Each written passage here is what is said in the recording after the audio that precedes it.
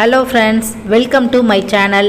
இன்றைக்கி நம்ம பார்க்க போகிற ரெசிபி ஒரு டெலிஷியஸ் ஸ்வீட் ஒன்று பார்க்க போகிறோம். திருநெல்வேலி ஸ்டைலில் அல்வா.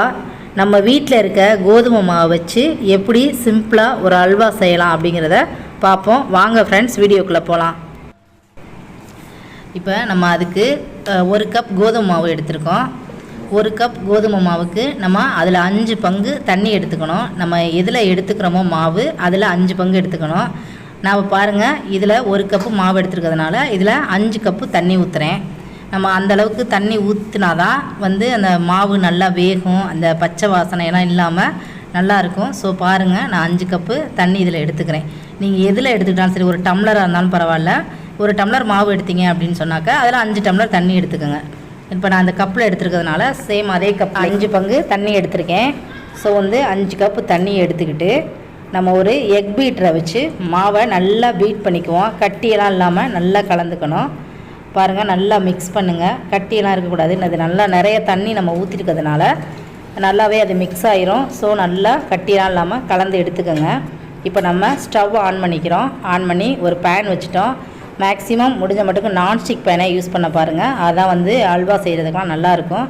ஸோ இப்போ நம்ம மிக்ஸ் பண்ண பேட்டரை அதில் ஊற்றுறோம். ஊற்றிட்டு நல்லா மிக்ஸ் பண்ணுங்கள். கையை எடுக்கவே கூடாது, கிண்டிக்கிட்டே இருக்கணும். நம்ம மேக்ஸிமம் ஹை ஃப்ளேம்லேயே வச்சுக்கோங்க. ஏன்னா இது நல்லா தண்ணியாக தான் இருக்குது, அவ்வளோ சீக்கிரம்லாம் கெட்டி ஆயிடாது. ஸோ நல்லா மிக்ஸ் பண்ணுங்கள். கையை எடுக்காமல் கிளறிக்கிட்டே இருங்க. பக்கத்துலேயே நின்று நல்லா மிக்ஸ் பண்ணி விடுங்க.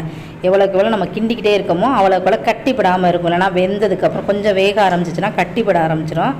ஸோ நல்லா கிளறுங்க. நல்லா கிளறிக்கிட்டே இருங்க. நல்லா மாவு கொஞ்சம் இப்போ பாருங்கள், இருந்ததுக்கு இப்போ நல்லா கொஞ்சம் கூழ் மாதிரி அதை பார்த்தாலே உங்களுக்கு நல்லாவே தெரியும். அப்படியே திரண்டு வருது பாருங்கள். நல்லா இன்னும் திக்னஸ்ஸான பதத்துக்கு வரணும். ஸோ நல்லா மிக்ஸ் பண்ணி விடுங்க. இன்னமும் தண்ணியாக தான் இருக்குது. ஸோ நல்லா மிக்ஸ் பண்ணி கிளறிக்கிட்டே இருங்க. நம்ம எந்த அளவுக்கு கிளறி கொடுக்குறோமோ அந்த அளவுக்கு அந்த மாவு கெட்டிப்படாமல் அல்வா அருமையாகவே இருக்கும். எல்லாருக்குமே அல்வானா ரொம்ப பிடிக்கும். ஸோ எல்லோரும் வாங்கி சாப்பிடணும் அப்படின்னு நினைப்போம். பட் அவ்வளோ சீக்கிரம் நம்ம டேஸ்ட்டுக்கு கிடைக்காது. ஸோ இது மாதிரி செஞ்சு பாருங்கள். உண்மையிலேயே ரொம்ப சூப்பராக இருக்கும். வீட்டில் இருக்க சிம்பிளான நம்ம வீட்டில் இருக்க பொருளை வச்சே தான் நம்ம பண்ணுறோம். எதுவுமே நம்ம வாங்க போகிறது கிடையாது. ஸோ அது ட்ரை பண்ணி பாருங்கள் எப்படி இருக்குன்னு. நான் சொல்கிற கரெக்டான மெஷர்மெண்ட்டை எடுத்து செஞ்சு பாருங்கள். நல்லா கிளறுங்க. பாருங்கள், இன்னமும் தண்ணியாக தான் இருக்குது. எப்படி பார்த்தாலும் கண்டிப்பாக ஒரு 20 நிமிஷமாவது எடுக்கும். நீங்கள் இதை கிண்டி அந்த பதத்துக்கு வர்றதுக்கு கண்டிப்பாக ஒரு half அன் ஹவர்லேருந்து 3/4 மணி நேரம் ஆயிரும் நம்ம இந்த அல்வா செஞ்சு முடிக்கிறதுக்கு. ஸோ நல்லா கிளறி விடுங்க. எந்த அளவுக்கு கிளறி கொடுக்குறீங்களோ அந்த அளவுக்கு உங்களுக்கு அல்வா நல்லாயிருக்கும். இப்போ நம்ம மாவு எடுத்த அதே கப்புலையே இப்போ சுகர் எடுத்துக்க போகிறோம். என்ன மெஷர்மெண்ட்டில் எடுக்க போகிறோம் அப்படின்னா, 1 கப்பு தான் நம்ம மாவு எடுத்தோம். 1 கப்பு மாவுக்கு 2.5 கப்பு இப்போ நம்ம சுகர் எடுத்துக்க போகிறோம். நம்ம தண்ணி 5 பங்கு வச்சோம். நம்ம சுகர் 2.5 கப்பு தான் எடுக்க போகிறோம். இதில் 2 கப்பு சுகரை தனியாக எடுத்துக்கோங்க. ஒரு 1/2 கப் சுகரை தனியாக வச்சுக்கோங்க. ஏன்னா அந்த 1/2 கப் சுகரை நான் என்ன பண்ணணும்னு சொல்கிறேன்.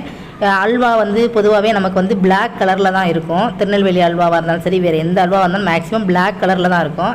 ஸோ அதுக்காக நம்ம ஸ்பெஷலாக எசன்ஸ் எதுவும் சேர்க்க போகிறது கிடையாது. அதுக்காக தான் இந்த 1/2 கப் சுகரை தனியாக வைக்க சொல்லியிருக்கேன்.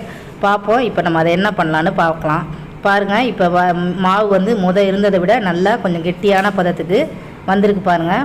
நல்லா தண்ணியாக நம்ம வச்சோம். இப்போ பாருங்கள், ஒரு கூழ் மாதிரிக்கு ஒரு கூழ் எப்படி மெல்ல வெந்துக்கிட்டே இருக்குமோ அதே மாதிரி அதே மெஷர்மெண்ட்டில் வெந்துக்கிட்டே இருக்குது பாருங்கள். இப்போ ஒரு 1/2 கப் சுகரை நான் தனியாக எடுத்து வச்சுருக்கேன். இந்த 1/2 கப் சுகர் தான் நமக்கு கலர் கொடுக்க போகிறோம். அது எப்படி கலர் கொடுப்போம் அப்படிங்கிறத நம்ம பார்ப்போம். இப்போ பாருங்கள், அதுக்கு நம்ம ஒரு பேன் எடுத்து அந்த 1/2 கப் சுகர் தனியாக வச்சுருந்தோம்ல, அதை எடுத்து நம்ம அந்த பேனில் சேர்த்துக்கிட்டு நம்ம இன்னொரு அடுப்பில் எடுத்து வச்சுருக்கோம். அந்த மாவு வெந்துக்கிட்டு தான் இருக்குது. என்னால் ஒரு அடுப்பை தான் கவர் பண்ண முடிஞ்சிச்சு. ஸோ அந்த சைடு இன்னொரு அடுப்பில் மாவு வெந்துக்கிட்டு தான் இருக்குது. இறக்கிட்டோன்னு நினைக்க வேணாம் நீங்கள். இப்போ பாருங்கள், சுகர் நம்ம கேரமல் பண்ணுறோம். அந்த கேரமல் பண்ணும்போது இந்த சுகரோட கலர் நம்ம தண்ணியெல்லாம் இல்லாமல் கேரமல் பண்ணுறோம். அப்படியே பாருங்கள், இப்போ எல்லோவாக லைட்டாக மாறுது. அப்படியே மாறி நல்ல கொஞ்சம் ப்ரௌன் கலருக்கு வந்துடும். கொஞ்சம் சிம்மிலே வச்சுக்கோங்க. நீங்கள் ரொம்ப கருகிருச்சுனாக்கா கசப்பு தன்மை வந்துடும். ஸோ கொஞ்சம் சிம்மில் வச்சு அந்த ப்ரௌன் கலர் வர்ற வரைக்கும் கொஞ்சம் வச்சு கேரமல் பண்ணுங்கள். இந்த கேரமல் தான் நமக்கு பாருங்கள், இந்த கலர் பார்த்திங்களா, இந்த கலர் நம்ம அல்வாவில் வந்துடும். இப்போ பாருங்கள், அல்வாவை இந்த அடுப்புக்கு மாற்றியாச்சு. ஸோ இப்போ நம்ம கேரமல் பண்ண அந்த சுகரை வந்து நம்ம இந்த மாவில் சேர்க்க போகிறோம். இந்த மாவில் நம்ம ஊற்றுனதுக்கப்புறமா அதோட கலர் வந்து டோட்டலாக அப்படியே சேஞ்ச் ஆயிரும். பாருங்கள், நம்ம திருநெல்வேலியில் கிடைக்கிற மாதிரியே அந்த அல்வா அந்த ப்ரௌன் அண்ட் பிளாக் கலரில் ஒரு மிக்சிங்கான கலரில் சூப்பராக நமக்கு கிடச்சிரும். ஸோ வந்து இப்போ ஊற்றியாச்சு. அதை நல்லா மிக்ஸ் பண்ணுங்கள். கேரமல் பண்ண சுகரை வந்து நீங்கள் வச்சுருக்கக்கூடாது, உடனே அதில் ஊற்றிடணும். ஏன்னா நீங்கள் 2 நிமிஷம் வச்சுட்டிங்கனாலும் அது ஆறி அப்படியே கெட்டி ஆயிரும் மறுபடியும்.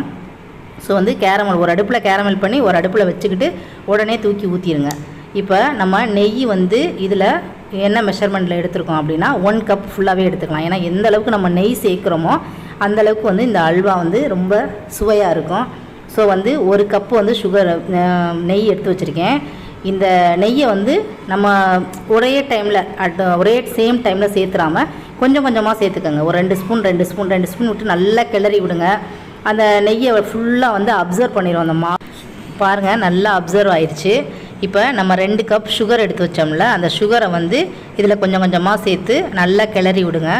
நம்ம சுகர் சேர்த்தோன்னா மறுபடியும் இன்னும் லிக்விட் ஸ்டேஜுக்கு தான் போகும். லிக்விடாக இருக்குதுன்னு நீங்கள் நினைக்க வேணாம். நம்ம ஊற்றுறோம்ல நெய், அந்த நெய் வந்து இப்போ எப்போதுமே நம்ம குழம்பு வச்சாலும் வறுவல் பண்ணாலும் நம்ம ஊற்றின ஆயில் வந்து எப்படி அப்படியே திரிஞ்சு வருதோ அதே மாதிரி நம்ம ஊற்றுற எல்லா நெய்யுமே அப்படியே பிரிஞ்சு வந்துடும். ஸோ வந்து அந்த ஸ்டேஜ் வர்ற வரைக்கும் நம்ம கிளறிக்கிட்டே தான் இருக்கணும். எந்த அளவுக்கு நம்ம கிளறோமோ அதுதான் வேலையே, அல்வாவில் வந்து அதுதான் வேலையே. பாருங்கள், நான் எடுத்து வச்ச எல்லா நெய்யுமே சேர்த்துட்டேன், சுகர் எல்லாம் சேர்த்தாச்சு. ஸோ வந்து இனிமேல் நம்ம வேலை வந்து மிக்ஸ் பண்ணிக்கிட்டே இருக்கணும், நல்லா கிண்டி கொடுத்துக்கிட்டே இருக்கணும். நீங்கள் கொஞ்சம் ஹை ஃப்ளேம்லேயே வச்சுக்கோங்க. ஏன்னா இன்னும் வேகமாக தான் இருக்குது, நல்லா தண்ணியாக தான் இருக்குது. ஸோ வந்து நல்லா ஹை ஃப்ளேம்லேயே வச்சுக்கோங்க. வச்சுட்டு நல்லா மிக்ஸ் பண்ணி விடுங்க. பாருங்கள், இருந்ததுக்கு இன்னும் பார்த்தீங்கன்னா அந்த ஸ்டேஜ் எப்படி இருக்குதுன்னு நமக்கு தெரியும். இப்போ நம்ம நெய்யில் வறுத்து வச்சுருந்தோம் முந்திரி பருப்பு, அதையும் சேர்த்தாச்சு. இப்போ இதில் பாருங்கள், எல்லாம் நல்லா மிக்ஸ் பண்ணுங்கள். நம்மளோட அல்வா சூப்பராக இப்போ ரெடி ஆயிடுச்சு. ஓகே, இப்போ பாருங்கள் ஃப்ரெண்ட்ஸ், நம்ம அல்வா ரெடி ஆயிடுச்சு. அருமையாக நம்ம பவுலில் ட்ரான்ஸ்ஃபர் பண்ணி வச்சுருக்கோம். பாருங்கள், ரொம்ப சூப்பராக அல்வா ரெடி ஆயிடுச்சு. நீங்களும் இதே மாதிரி ட்ரை பண்ணி பாருங்கள். கமெண்ட் செக்ஷனில் கமெண்ட் பண்ணுங்கள். உங்களுக்கு இந்த வீடியோ பிடிச்சிருந்துச்சின்னா லைக் பண்ணுங்கள், உங்கள் ஃப்ரெண்ட்ஸ்க்கெலாம் ஷேர் பண்ணுங்கள், சப்ஸ்கிரைப் பண்ணுங்கள், நம்ம சேனலுக்கு சப்போர்ட் பண்ணுங்கள். Thank you for watching.